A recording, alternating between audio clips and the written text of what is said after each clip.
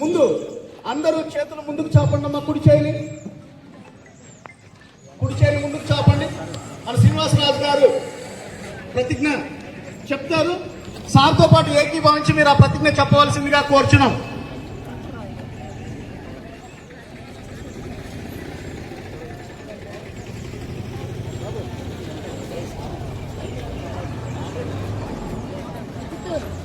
స్వచ్ఛ ఆంధ్ర ప్రతిజ్ఞ.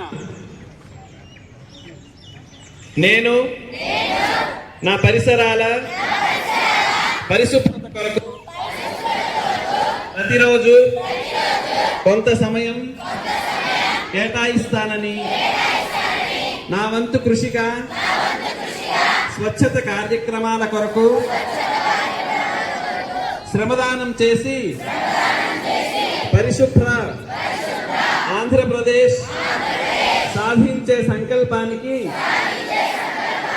కట్టుబడి ఉంటానని ఈరోజు పరిశుభ్రత గురించి నేను వేసిన ఈ ముందడుగు ఆంధ్రప్రదేశ్ రాష్ట్రాన్ని శుభ్రపరచడంలో సహాయం చేస్తుందని నమ్ముతూ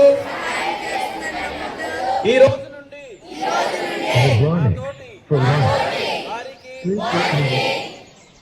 కూడా స్వచ్ఛతపై అవగాహన కల్పించడానికి ప్రయత్నిస్తానని మన ఆంధ్రప్రదేశ్ ను స్వచ్ఛ ఆంధ్రప్రదేశ్ గా తీర్చిదిద్దేటట్లు నా వంతు కృషి చేస్తానని ప్రమాణం చేస్తున్నాను.